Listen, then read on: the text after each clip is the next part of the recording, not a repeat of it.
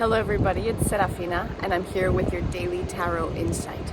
So before we begin, I would like to call upon the spirit of the universe that loves us unconditionally. I would like to call upon the spirits of this land, of this island, and of this ocean, and I thank them for holding the space and for their ancient wisdom. And I would like to call upon my guides, my ancestors, my archangels, and my higher self. And I thank them for their presence and guidance with this collective reading. What guidance is there for the collective today? What guidance? Whoa. We have the Eight of Pentacles that flipped over. What further guidance is there for the collective today?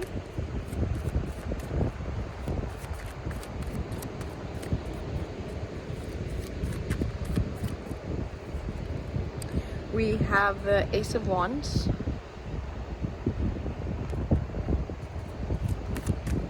What further guidance is there for the collective today?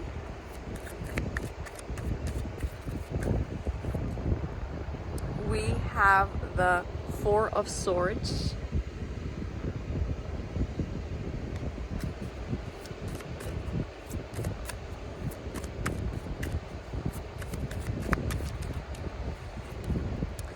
And we have the Two of Cups. What a beautiful Two of Cups. I don't think I'd ever seen this one. So I'm just going to ask, what is this all about? What is this all about?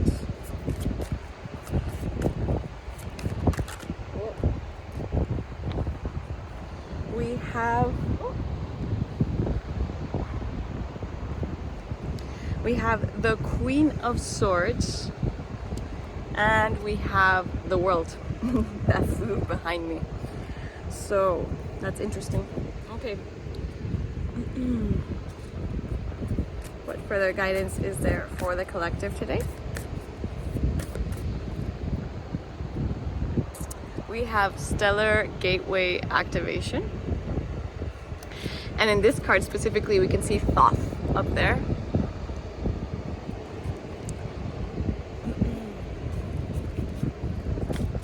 What further guidance is there for the collective today?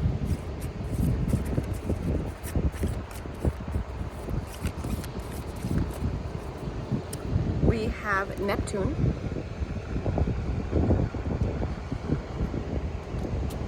Neptune is a planet that's very much related to the ocean, actually, and Poseidon. And it's kind of like the beauty of living in these. One flipped over, we have the Rising Sun. So this is the Goddess Isis Oracle deck. And it says, the Divine Solar Child Reborn. Beautiful. So, let's get into the tarot first. Some of us are working really hard. And I don't feel that it's specifically regarding work of like what you do for an income. I really feel that it's just work in general. Maybe it's on your personal evolution. Maybe it's on a specific book that you're writing. Maybe it's classes that you just started to attend to. But I feel that some of us are really focused, and I feel that it's kind of like we had this newfound inspiration of something that we're passionate about and we're working towards it. Because we have the Ace of Wands, and for me the Ace of Wands is one of the ultimate cards of new beginnings, right? Because in order for something new to start, we need to burn things around us, and from that allow new seeds to germinate. And from that fire of destruction comes the fire of creation. And so I feel that the message is, what is it that you want to create for yourself? Because whatever it is that you've been working on, it's been fruitful for you, or it's going to be fruitful for you. However, there's a reminder of still needing to integrate. So if you have a question right now, or if you're wanting to move towards something right now, I would say sit on it. Sit on it for a week or so. Let's see, because I feel that there's new information that's going to come in for you. The reason why I think that there's going to be new information coming in for you is because we got the Queen of Swords here. So the Four of Swords, it says integrate, pause, and even call on assistance if you need assistance. I always like to remind people that our guides cannot help us or guide us towards things if we do not ask from our own free will. So it's really important to do that. The last card that we got was the Two of Cups, which is interesting. So it could be that some of us are working still on our relationship, our romantic relationships, our friendships, or even it's just our own relationship to self. Because much like the card of the Lovers, this represents also the masculine and the feminine. But it's more, this card, I feel it more like of a merging, right? You usually see one person offering the other person a cup, right? So I feel that there's gonna be clarity. There's gonna be clarity coming in soon. And so they're just asking you to kind of like rest, wait for a second, and then you'll be able to see the bigger picture of it all. The World, right, is the last card of the major arcana before we move on to the Fool, which is where we start the cycle all over again. So I feel that we're gonna be able to see things from a higher perspective. Regarding this card of Stellar Gateway of Activation, I read it the other day actually, and it basically speaks of our ability to manifest whatever we want, that the vortex is open right now, and that it's kind of like us tapping into this stellar wisdom with the help of Tehuti, who is Thoth, or the ancient scribesman of ancient Egypt, who had or knew all the secrets of the cosmos. And so if you feel like working with this particular deity, I suggest it. He is also the writer of the Emerald Tablets. So I feel that it says infinite potential manifestation vortex. And so it also speaks to being able to connect to the true intention of why we incarnated, right? You know, sometimes we're born into families that cause a lot of pain for us, or maybe that they cover us up too much to the point where we forget what we came here to do. And so it's really important to be able to go into the stellar gateway and to reactivate the intention of your incarnation before you actually came into this specific incarnation. So I feel that's really important for some of us. I feel like reading from Neptune.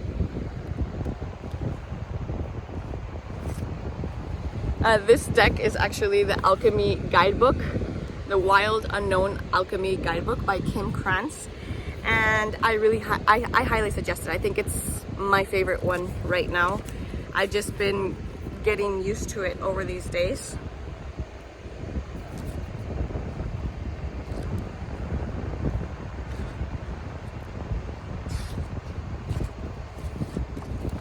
Okay, so it says Neptune, divinity, mysticism, seeking.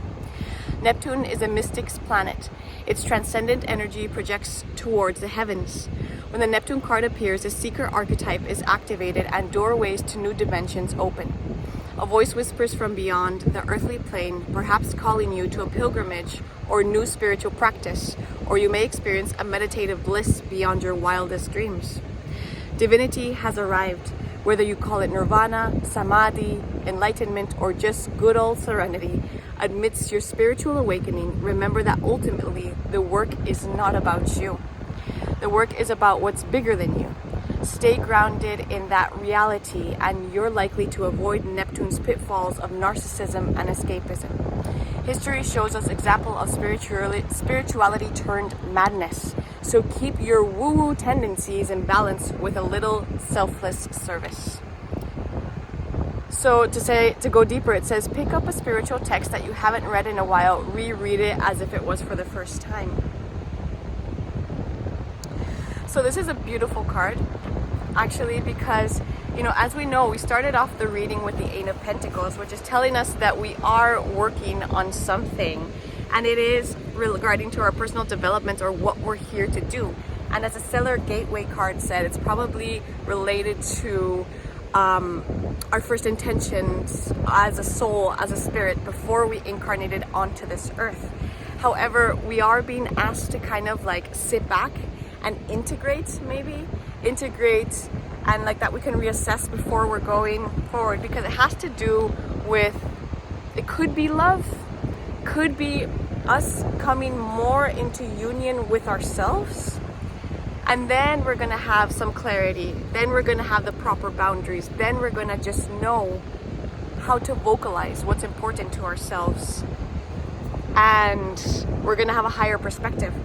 And I really wanna go back to this card of Neptune and how it was speaking of service. And this is something that I was recently talking to about somebody who came to a reading with me who said that they admired my bravery for putting myself out there as a tarot reader. And I told them that, I mean, it requires bravery every day to make a video sometimes and to put yourself out there. It's been a process. But also that, you know, one day I woke up and I really didn't want to go to the market. And I was feeling sad for myself, and I got the message from my guides that it was really important to go to the market, so I did. And while I was at the market, I met somebody and they sat down for a reading, and that reading was very important for their own life path. And so I was able to create that space for them to be able to have that reflection. And so after that, I realized that, you know, it may seem like it's insignificant for me to go to the market that day, but it actually was very, like, if I hadn't gone that day, maybe she wouldn't have received the information that she needed to receive. So it was a reminder for me that each day I show up, it's not about me. It's really about others, and that's how this multiplies. And it really is an act of humility and recognizing that it's not me per se, but it's a fact that I show up and I create these spaces.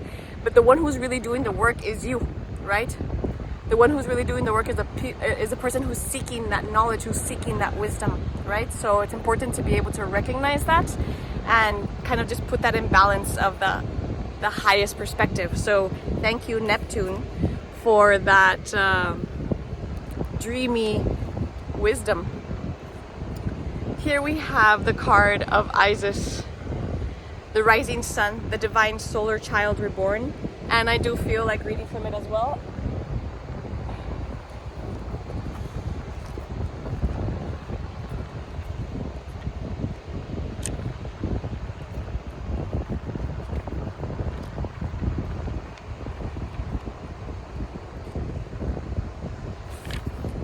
Okay. A dark phase and struggle is over. A new phase is upon you, one of hope, glory, light, and triumph. It is won through boldness, persistence. Even when you felt like giving up, you chose to stay strong, to surrender to the divine, and continue with the path. You have been through much now, and victory is upon you, beloved. For the divine solar child, a new consciousness within you is born. It says, during times of despair and struggle, we come back to our hearts, searching for faith within, searching for signs to support us that we take the long journey down the spiritual birth canal into love in even greater expression. So,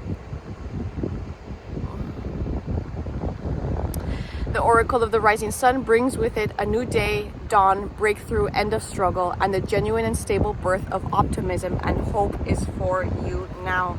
So you can see Isis with the cow horns, with the solar disc, and she, as I mentioned before, she was the mother of Horus, who is, the falcon, and he's kind of like symbolically the same as Christ, we could say. So it was Isis and Osiris that gave birth to Horus.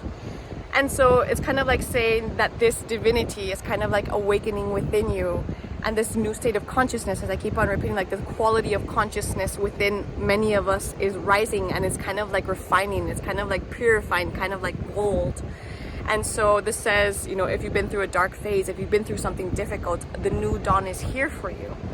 So all in all, I feel that this is a really beautiful reading, just kind of saying like, keep on doing the work that you have been doing. Whatever new inspirations are coming to you, keep on working on them, but allow yourself time to integrate. Not all the answers have to come at once. Take time to nurture your masculine and feminine. Maybe take time to nurture your own relationships, because the clarity is gonna come and it's gonna have you have a bigger perspective towards things. Connect to the reason why you're doing things. Connect to the intention of your incarnation this time, and that will allow for things to become a lot clearer, right? Like the stellar gateway. if you feel compelled to, research who Thoth is from ancient Egypt. Remember that if you're connecting to this pure intention of why you came here, whether it is to be of service to humanity, whether it's to be a musician, a poet, recognize that it's not about you.